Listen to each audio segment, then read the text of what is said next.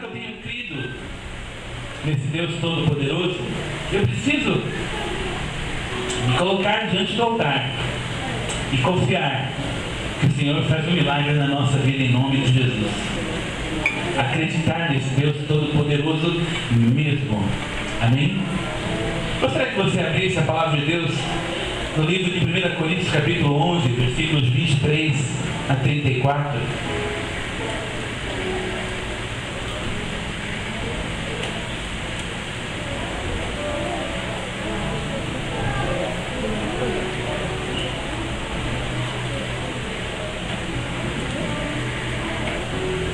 Um texto conhecido.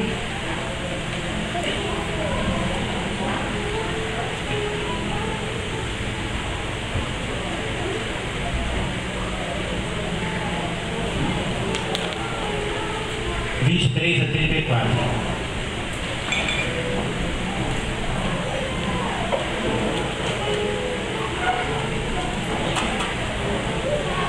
Porque eu recebi do Senhor o que também vos ensinei, que o Senhor Jesus, na noite em que foi traído, tomou o pão e, tendo dado graças, o partiu e disse: tomai e comei, isto é o meu corpo que é partido por vós, fazei isso em memória de mim. Semelhantemente também, depois de cear, tomou o cálice, dizendo: esse cálice é o novo testamento do meu sangue, fazei isso todas as vezes que beberdes em memória de mim. Porque todas as vezes que comerdes esse pão e beberdes esse cálice, anunciais a morte do Senhor até que venha. Portanto, qualquer que comer esse pão ou beber esse cálice, o cálice do Senhor indignamente, será culpado do corpo e do sangue do Senhor. Examine-se, pois, o homem a si mesmo, e assim coma deste pão e beba deste cálice. Porque o que come e bebe indignamente, come e bebe para a sua própria condenação, não discernindo o corpo do Senhor. Por causa disso, há entre vós muitos fracos, doentes e muitos que dormem. Porque se nós julgássemos a nós mesmos, não seríamos julgados. Mas quando somos julgados, nós somos repreendidos pelo Senhor. E não seremos condenados, para não sermos condenados com o mundo. Portanto, meus irmãos, quando vos ajuntais para comer, esperai uns pelos outros. Mas se algum tiver fome, come em casa, para que não vos ajunteis para condenação. Quanto às demais coisas, ordená-las-ei quando for. A ceia do Senhor. Para que você pudesse estar nesse lugar, para que você pudesse estar diante da mesa do Senhor, você precisou de um convite. Você sabia que você foi convidado para estar a essa mesa essa noite? Você sabia que o fato de você estar aqui essa noite torna você um convidado de honra do Senhor Jesus? O fato de você estar aqui essa noite torna você alguém especial. Talvez você tenha tomado essa ceia tantas vezes de maneira banal,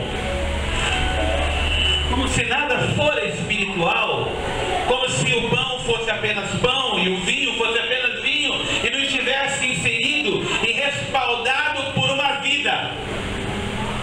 vida de entrega, por uma vida que largou toda a sua glória para habitar entre nós, tomando forma de servo. Talvez você tenha presenciado essa cerimônia tantas vezes e encarado como tantas cerimônias que talvez você tenha participado. Mas eu digo para você que o preço foi muito alto. O preço para essa mesa estar posta foi muito alto. E nós precisamos, irmãos, entender em primeiro lugar aquilo que está sendo feito nesse lugar. E por que você é um convidado de honra? Por que você é um convidado especial? Por que nós estamos tratando aqui de pão e de vinho como algo especial? Porque estamos lidando com pessoas que vivem a sua vida no cotidiano, e uma coisa é estar diante da mesa do Senhor, e outra coisa é amanhã de manhã, quando nós estivermos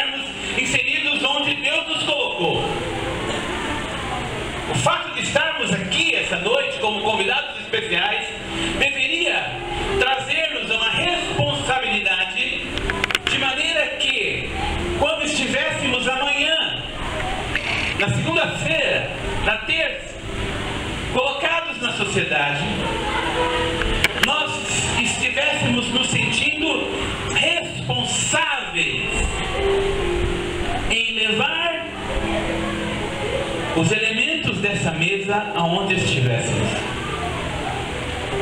Eu não sei se você tem levado pão,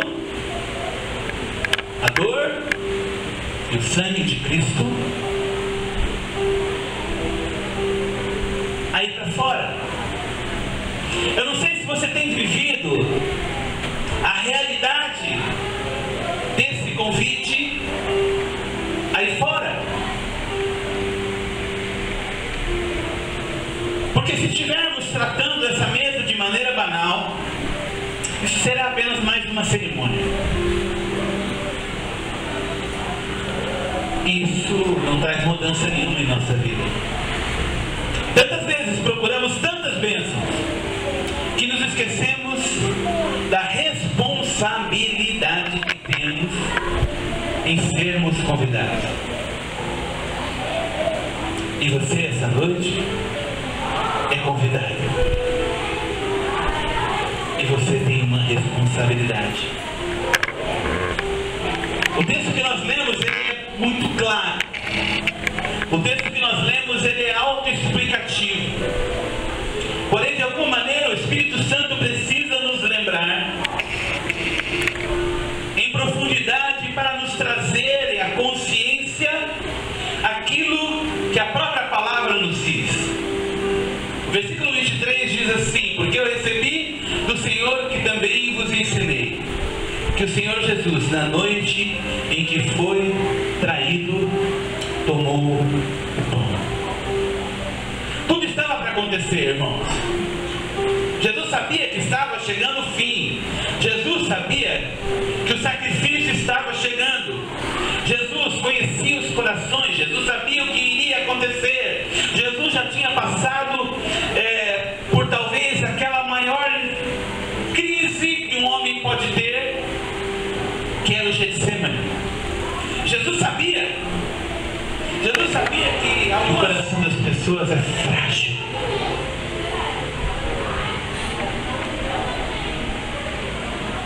Não suporta nenhum tipo de pressão. Jesus, quando olhou para aqueles corações, sabia que havia um caminho a ser percorrido até que aqueles discípulos se tornassem aptos para até dar a vida para o Senhor. Mas ele precisava partir. Ele precisava olhar para os olhos de cada um, porque aquele olhar era comprometedor, aquele olhar era uma aliança, aquele olhar era um olhar de despedida, aquele olhar era um olhar diferente. E eu gostaria que você parasse para pensar um pouquinho como tem sido o nosso olhar para Jesus. Que olhar você tem para o Senhor essa noite? O Senhor está te servindo à mesa. O Senhor está aqui. Que olhar você vai dedicar para Ele? E quando você sair daqui, o que você vai fazer? Talvez vai reagir como os discípulos, vivendo a sua vida do teu jeito, do jeito que você quer, fazendo as coisas que você quer. Que olhar você tem para o Senhor essa noite? Que olhos você tem colocado na cruz? Que olhar você tem para aquele que te serve à mesa? Será que você quer as mesmas coisas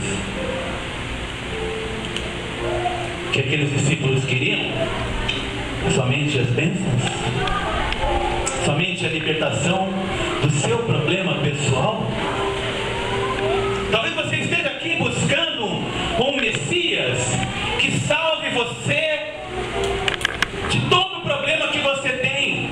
É aquele que talvez coloque dinheiro no seu bolso. É aquele que talvez cure você. É aquele que talvez te liberte da opressão. Mas será que você está buscando aquele que deu a vida por você?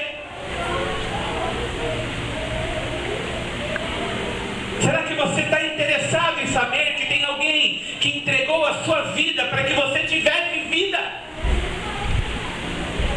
Será que você se importa com isso? Ou será que você se importa apenas com o problema que você está vivendo? Que olhar você tem olhado para o Senhor que te serve à mesa? O Senhor olha para eles e olha para um em especial. Existia um em especial ali, chamado Judas, aquele que o havia de trair.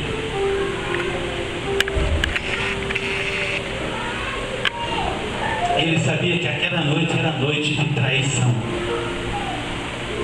Jesus sabia disso, mas isso não o impediu de amar aqueles 12 de um jeito especial. Irmão, eu quero dizer uma palavra para você, não importa que caminho você tem seguido, Deus te ama de maneira incondicional.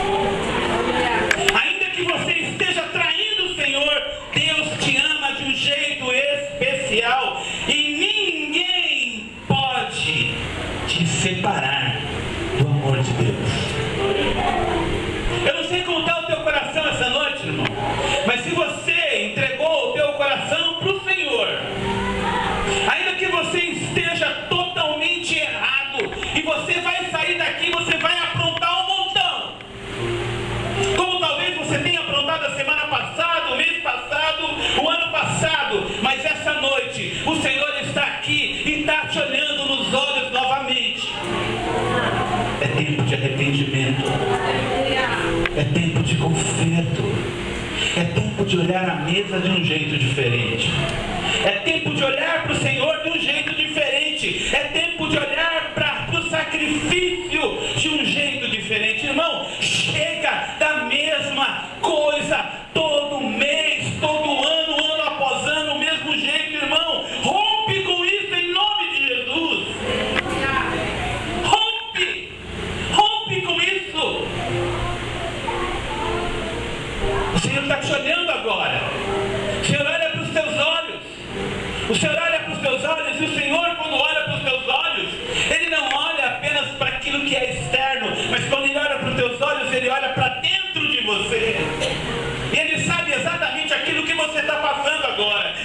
Ele sabe exatamente o que você está pensando agora. Ele sabe da sua solidão, Ele sabe da tua tristeza, Ele sabe do teu lamento, Ele sabe do teu choro, Ele sabe das tuas inquietações, Ele sabe das tuas dúvidas, Ele é participante dos seus problemas, irmão. O Senhor está contigo. Será que você consegue entender isso? Que o Senhor não veio aqui apenas para servir uma mesa, mas amanhã, quando você estiver envergonhando o nome dEle, ainda amanhã Ele estará contigo.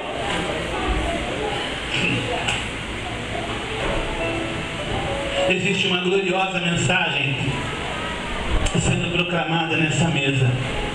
Existem aqui anjos gritando: Hosana, Hosana, Hosana, Hosana, Hosana, Hosana. O Senhor está aqui, irmão. O Senhor, Ele está sendo glorificado por uma miríade de anjos. O Senhor está sendo exaltado nesse lugar, porque para eles isso tem importância crucial na história do mundo. Para aqueles que são os nossos protetores, para aqueles que tomam conta de nós, e para aqueles que guardam a palavra, e para aqueles que são mensageiros do Senhor, e são guardiões da honra, que são guardiões daquilo que Deus é, e eles estão nesse lugar. Sabe o que acontece, irmão? Eles estão adorando o nome do Senhor. Eles não perdem tempo pensando nos seus problemas, porque eles só têm um foco: adorar e adorar e adorar e adorar e adorar e adorar e adorar. Irmão, eu não sei como você está, mas eu sei que você poderia hoje fazer algo diferente e fazer coro com essa miríade de anjos e começar a adorar o Senhor, começar a adorar o Senhor porque Ele é Deus, começar a adorar o Senhor porque Ele se entregou, começar a adorar o Senhor porque Ele se sacrificou, começar a adorar o Senhor porque existe uma mensagem de esperança nessa mesa. Aleluia. Existe uma mensagem de vida eterna nessa mesa. Existe uma mensagem que você é convidado a anunciar pela tua vida. O Senhor está te olhando porque Ele tem expectativas na tua vida. O Senhor sabe para onde você vai e quem você é. O Senhor tem expectativas essa noite que você o adore de um jeito diferente. Como está o teu coração? Será que você tem proclamado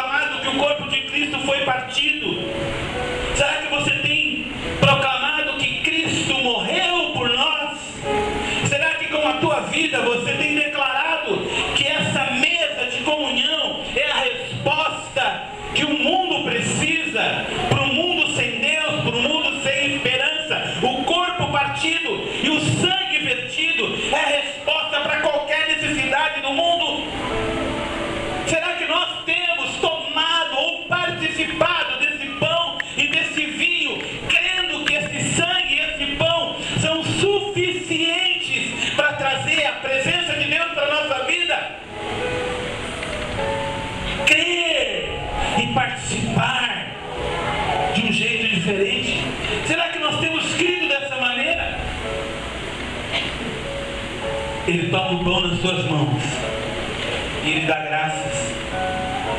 E Ele parte dizendo: tomai e comei, isto é o meu corpo que é partido por vós.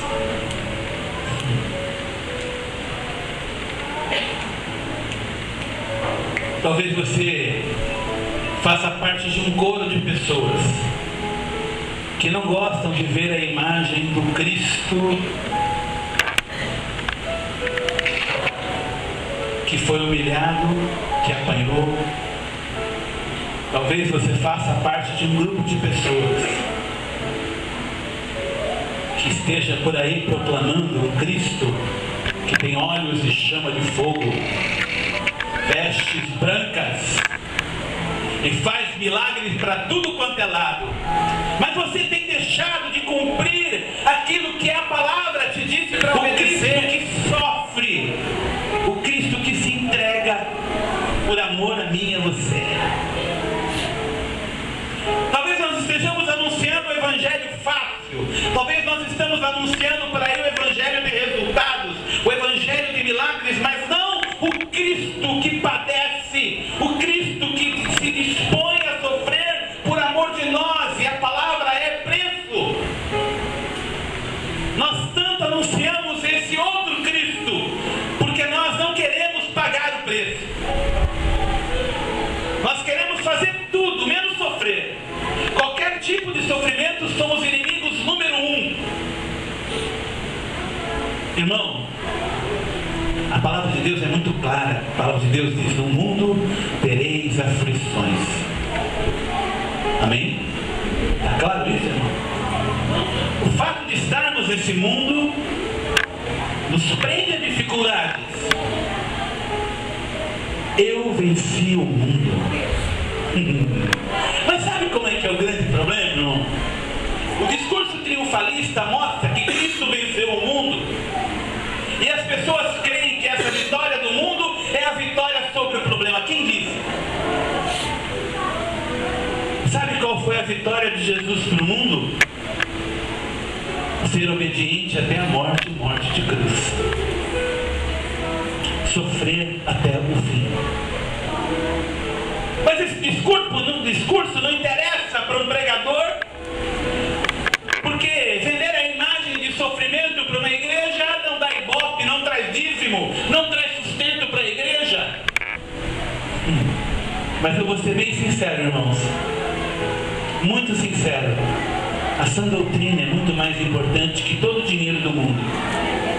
Todo o dinheiro que seria necessário entrar por aquela porta é colocado em segundo plano quando a sã doutrina é comprometida. E a palavra que eu tenho que dizer para você, irmão, que ainda que haja sofrimento, há a vitória separada para você, a vitória na tua vida. Mas quando essa vitória, irmão? No tempo do Senhor. Amém? A única coisa que eu posso garantir para você essa noite é que você tem um lugar preparado no céu, porque Ele disse que lá haveria. Que você tem um lugar preparado no céu e o teu nome está escrito no livro da vida e ninguém pode tirar você dali. Sabe o que eu posso dizer para você? Que se você falecesse agora, o Senhor viria recolher você, te seguraria pela mão e levaria você até o lugar da tua morada, porque é isso que Ele prometeu. Amém? Essa é a promessa, irmãos, que eu poderia fazer para você. Qualquer outro tipo de promessa, irmão, são promessas vazias e que param em uma coisa chamada tempo de Deus, e que eu não tenho domínio, e que nenhum ser humano verdadeiro pode assegurar para você promessa nenhuma, a não ser aquilo que Deus diz na tua palavra. O grande problema é que nós encaramos para a mesa como algo banal. Vemos o pão e não entendemos que ali há sofrimento. Vemos o vinho e não encaramos que ali há entrega. E portanto, quando somos participantes, nós somos participantes, como diz Paulo, na sua morte, ou no seu sofrimento. Por isso você tem tantos problemas, irmãos. Por isso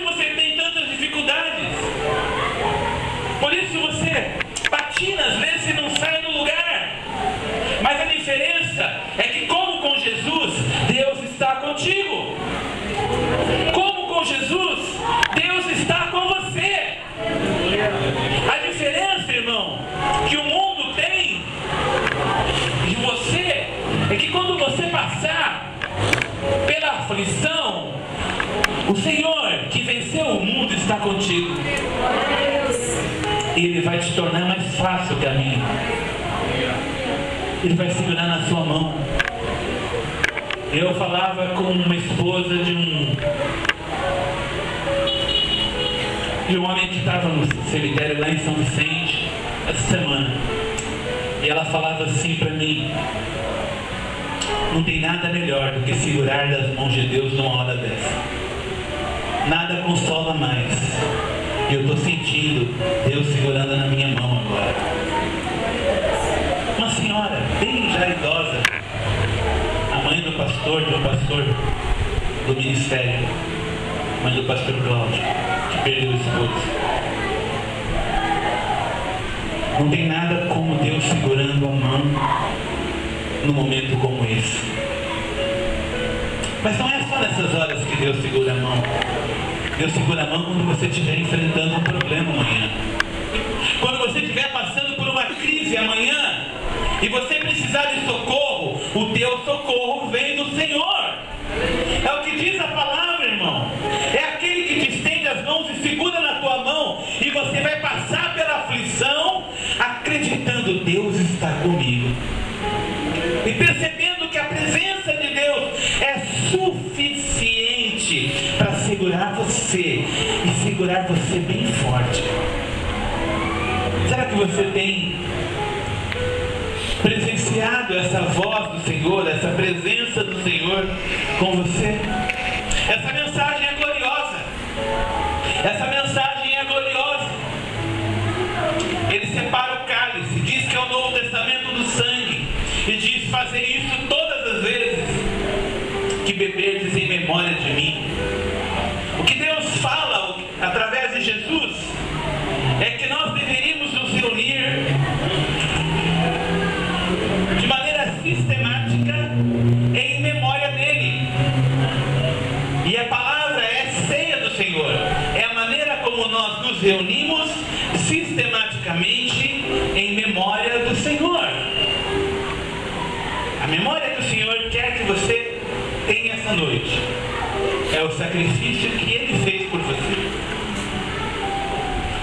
A memória que você tem que trazer e cultivar é o sacrifício que Deus efetuou por você. Mas isso não pode ser feito de qualquer maneira. Está lá no versículo 27. O que ele fala? Portanto, qualquer que comer e beber desse pão e beber desse cálice indignamente será culpado do corpo e do sangue de Cristo. O que quer dizer isso, irmão? Participar da mesa existe uma maneira correta. Qual é a maneira correta? Você entender que Jesus Cristo veio para esse mundo para morrer em nosso lugar. Amém? Você crê dessa maneira? Você crê que Jesus veio a esse mundo para morrer no teu lugar? Quem merecia a cruz era você. Porque você não tem firmeza, porque você pisa na bola toda hora, porque você faz coisas que a palavra diz para você não fazer o tempo inteiro. Você é advertido pelo Espírito Santo o tempo inteiro: não toca, não mexa, não fale, e você faz tudo aquilo que o Espírito fala para você não fazer. O Espírito Santo manda você fazer algumas coisas: faça isso, é a minha ordem, é a minha direção, e você simplesmente diz: não, agora não tenho tempo, agora eu tenho que fazer isso, agora eu tenho que fazer aquilo, agora eu tenho que fazer outra coisa, agora eu tenho que me preocupar com outras coisas.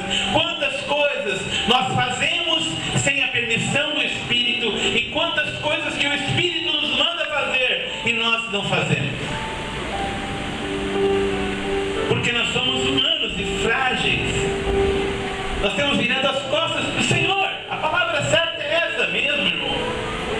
Nós temos que entender isso e aceitar essa nossa condição, mas entender que tantas e tantas vezes, nessa fragilidade, nessa fraqueza, ainda assim Deus tem se revelado.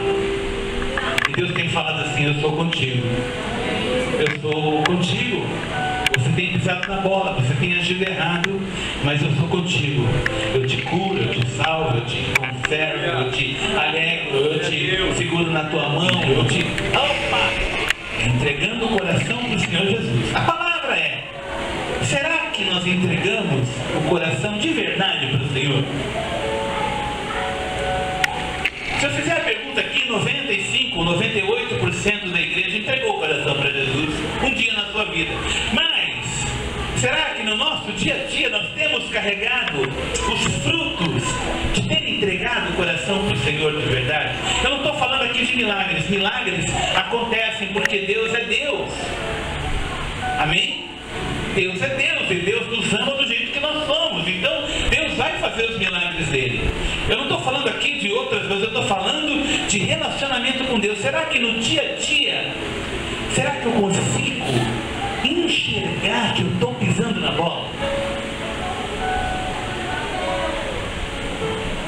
Será que eu consigo dar um passo para trás e pedir perdão? Será que eu consigo perdoar alguém? Na verdade, a prova de que nós somos cristãos e que nós somos trigo e não joio, como diz a palavra, é a maneira como nós procedemos, a maneira como nós conduzimos a nossa vida. Como tem sido a nossa vida?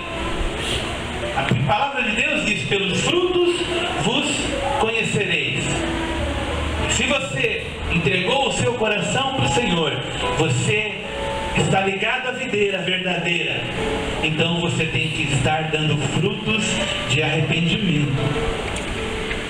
Se os seus frutos forem frutos de rebeldia, se os seus frutos forem frutos de revolta, se os seus frutos forem frutos sujos e podres, ninguém vê, mas você sabe que tem bicho nos frutos. Você conhece os seus frutos e você sabe que os frutos não são bons. O que são frutos, irmãos? São atitudes que nós tomamos por causa dos nossos pensamentos. Será que nós somos realmente convertidos? A palavra de Deus diz que nós temos aqui joio e trigo, e que muita gente que pensa que é trigo é joio, e muita gente que pensa que é joio é trigo.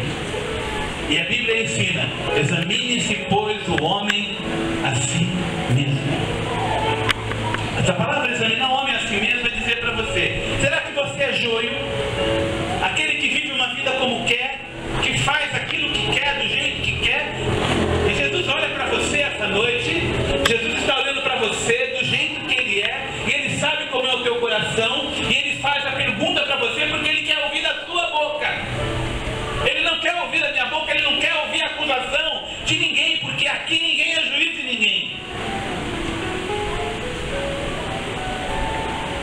Mas Ele quer que você olhe para o Senhor essa noite e você reconheça se você é joio, se os seus frutos têm sido frutos de arrependimento, frutos que têm te levado a perdoar, frutos que têm levado a corrigir os problemas, a andar melhor hoje, amanhã, depois. Eu não estou falando que você não vai ter erros, irmãos. Não é isso que eu estou dizendo. Você vai ter erros, sim, mas você vai acertar hoje, você vai acertar amanhã. Você erra, mas você conserta. Você erra, mas você conserta. Amém? Como está o seu coração essa noite? Você é joio ou você é trigo? Se você for trigo, você está levando esse estilo de vida. Se você for joio, você não está nem aí. Você quer mais fazer as coisas escondidas e acabou. Você quer mais fazer as coisas do jeito que você quiser e acabou. É do teu jeito e acabou. E aí você está aqui cantando, levantando a mão, fingindo que nada está acontecendo, mas você não está salvo, irmão. Você não está salvo, então você não pode participar do corpo de Cristo. Você não pode participar da ceia. Você tem que primeiro entregar o seu coração para Jesus essa noite. Não importa se você já tenha sido batizado, irmão. Se você não tem levado uma vida adequada, não importa que você tenha sido batizado, irmão. O seu batismo foi só um mergulho. Eu lamento dizer isso para você. Não serviu nada. Se você não leva uma vida adequada de conserto, de melhora, você só vive uma vida. Então, irmão, seu batismo não serve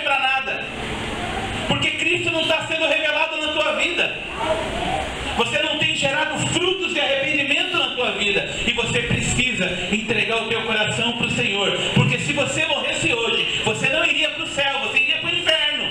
Eu não tenho outra palavra para lhe dar, irmão. Para onde você quer ir? Você quer ir para o céu ou quer ir para o inferno? Eu tenho certeza que você quer ir para o céu. Mas será, irmão, que você é joio ou é trigo? Será que você entregou o teu coração mesmo para o Senhor ou você não entregou? Você precisa sentar com o Senhor.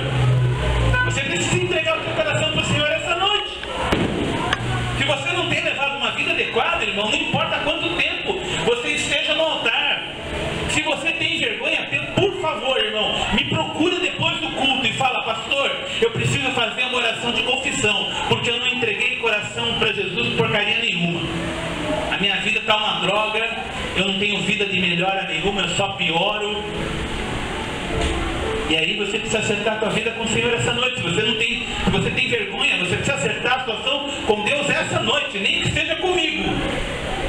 Porque eu não quero que você saia daqui, aconteça qualquer coisa com você na rua e o seu nome não esteja escrito no livro da vida e você foi enganado por uma multidão de pessoas que talvez tenham falado um monte de besteira a teu respeito e você acreditou.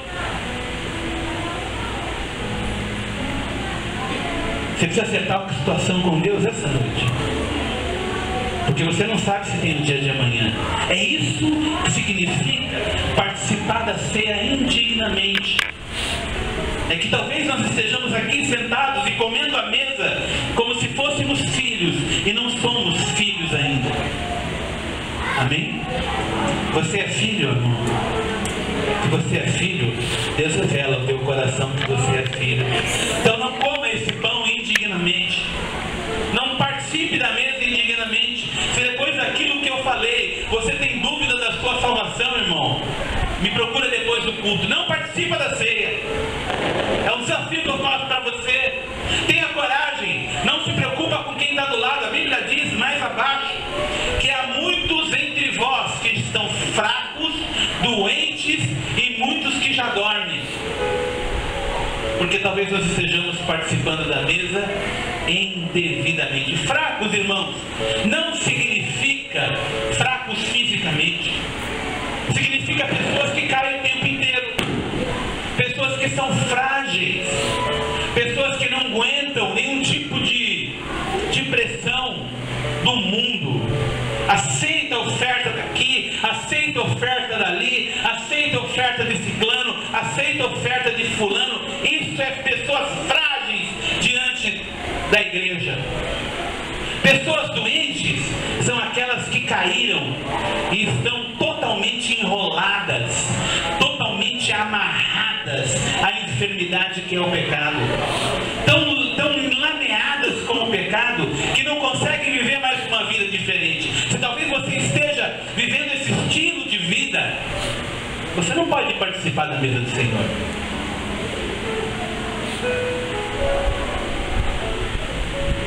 E muitos que morrem estão mortos dentro da igreja. Sabe por quê? Porque estão vivos de corpo, olhos abertos, conversam, falam, dão risada, mas estão mortos espiritualmente. Você pergunta alguma coisa? Hã? É isso mesmo, tá? Tchau. Não está nem aí para nada. Ouviu o sermão de essa noite? O Espírito Santo foi negado. O Espírito Santo não foi ouvido. Por quê? Porque as pessoas já estão mortas. E se você não está ouvindo a voz do Espírito, você pode estar doente ou pode estar morto. Eu gostaria que você estivesse hoje pensando: qual é a sua postura diante do altar? Você está vivo ou você está morto?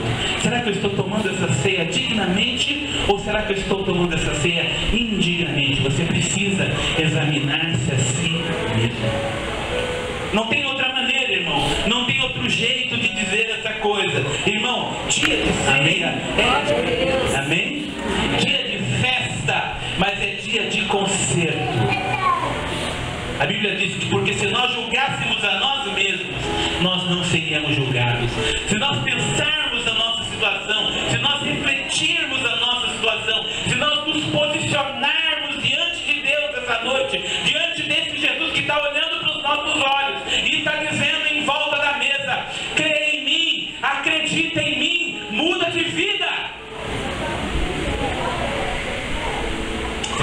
acreditar nisso. A partir de amanhã, a nossa vida é diferente. Esse convite é dado para que você se conserte. Esse convite é dado enquanto é tempo, porque talvez amanhã você não tenha mais esse tempo. E aí é tarde demais.